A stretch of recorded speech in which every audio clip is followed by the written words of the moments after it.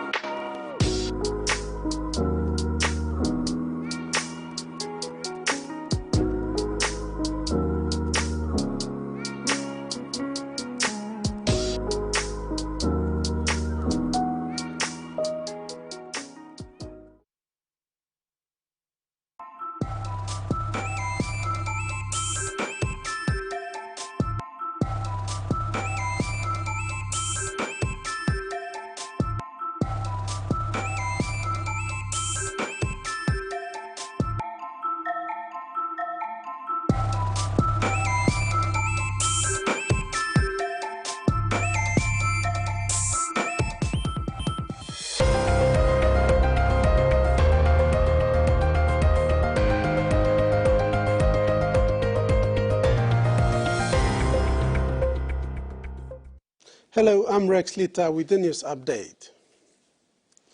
Over the weekend, a workshop based on SME for bilum makers was hosted at the Medang Club restaurant by Dr. Zachariah Bowman. The workshop targeted women and how they can make a bilum that will be high in demand overseas. During the workshop, Dr. Bowman elaborated on the quality of the bilums made, the type of bilums for every occasion, the colors, and how to attract a repeat customer. She encouraged them to use social platforms like Facebook, Instagram and TikTok to market their products, and also as a reference for new fashion and colors to suit every season.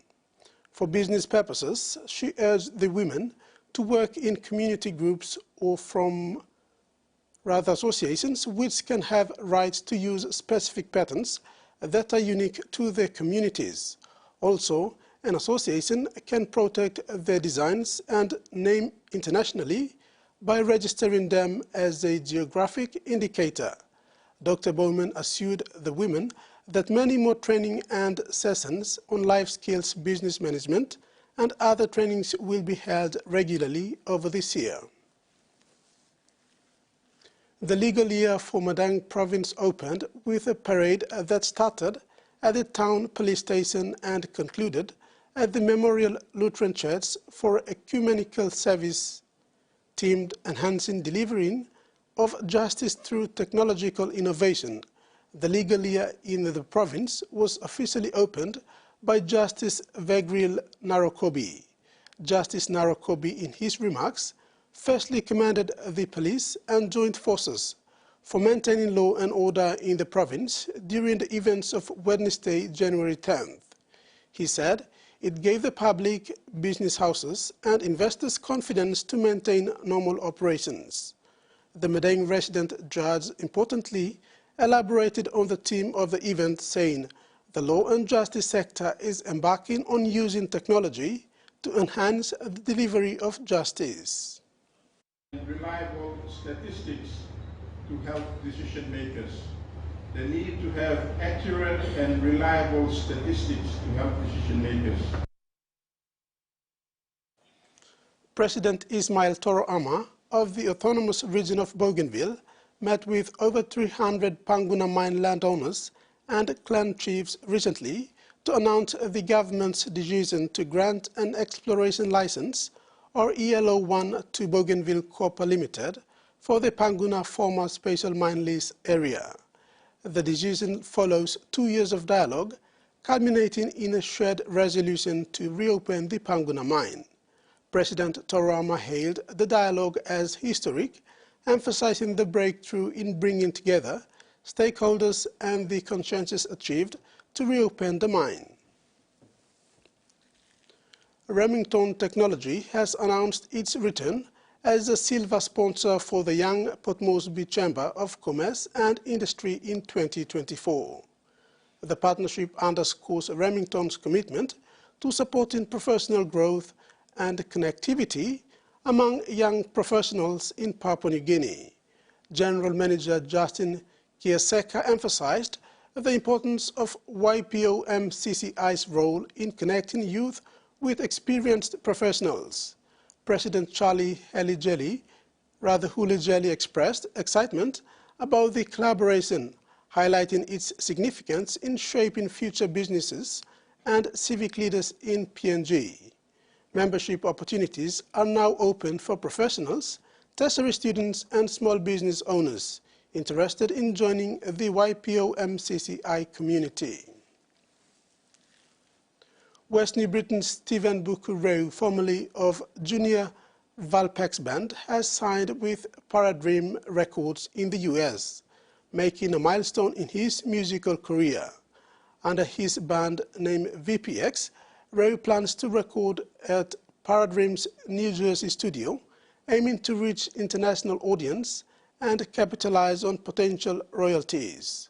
His deal aligns him with local contemporaries Ancient Dusk, signed to Canadian label Big Records, positioning Ray as a burgeoning global talent.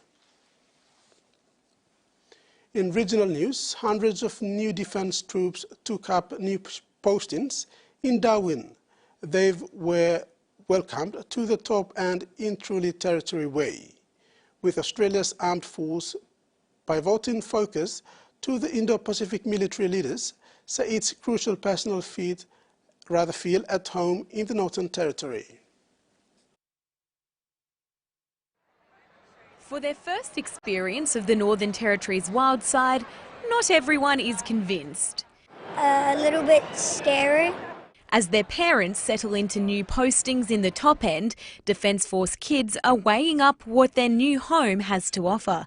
It's super cool and he's like super heavy. Through the seas, in the air and on land, the tricolours on display. So here we have our 12.7mm quick change barrel weapon system. We've got an influx of about 1,500 new defence people and their families. Defence members meeting local clubs and some of the therapeutic supports on offer. It's a great honour to work in this unit and do such interesting work. The move north bringing mixed feelings for loved ones. It was certainly a bit anxiety-inducing, but once you really throw yourself in, you can kind of overcome that. There's so much here that the Territory can offer, and there's a lot of supports here. People just need to reach out. While today's event is a chance for Darwin to say hello to its newest members, it's also an opportunity to find the next generation of Australian recruits. To become like a first aid officer, so that's why I joined cadets, so I can get closer to my goal.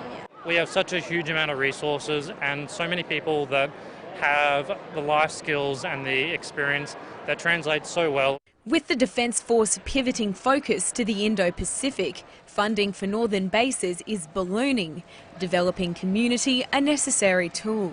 By the end of the year, you'll see a modest increase in the numbers of Army personnel, but there's also replicated across the other services. The defence presence in the north is getting larger and more significant. As the base gets bigger, the infrastructure gets better, the capabilities become more advanced, we'll have more to share with the new region for sure. In the meantime... Do you reckon you'll be holding many more crocodiles while you're here? Yeah, I think so. Grabbing the wild north with both hands. New Zealand and Samoa have renewed their promise to work closely together on climate change, human and economic development and security. Both countries signed a renewed statement of partnership in Apia last week. The two countries are like-minded and set out the priority areas for cooperation over the next 4 years. New Zealand Prime Minister Christopher Luxon has pledged to double the number of workers coming through the RSE scheme from 19,500 to 38,000, but critics fear this will drain the region of essential workers, as well as outlining New Zealand's intents to work together on issues of mutual interest on climate change, human and economic development, and statement also reiterates New Zealand's commitment to supporting Samoa to deliver a successful Commonwealth Heads of Government meeting later this year. The race for Indonesia's presidency has officially kicked off, and in the Northern Territory, expatriate voters headed to the polls 4 days earlier to cast their ballot.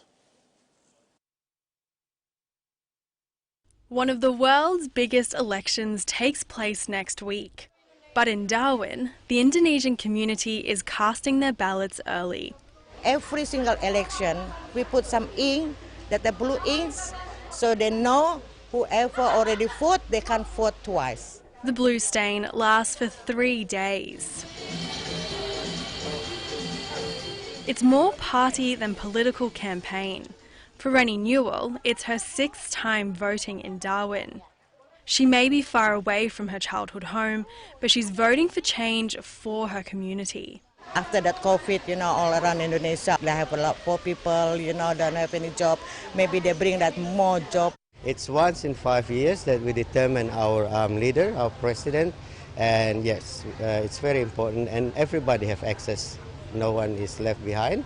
Despite his popularity, current President Joko Widodo is due to step down, having already served the maximum 2 terms in office. If you look around the country and ask so many people, Jokowi has done absolute excellent work. As well as a new president, voters are also choosing a new vice president and their local representatives. And this Darwin community hopes the new leaders bring stronger international ties. The reason we are here too, if we can do to enhance the relationship between Australia and Indonesia, especially of course the Northern Territory. It will be good for the country, good for the people who live abroad. It feels like a celebration here with music and food, and while there's no democracy sausages, there's definitely a taste of Indonesia.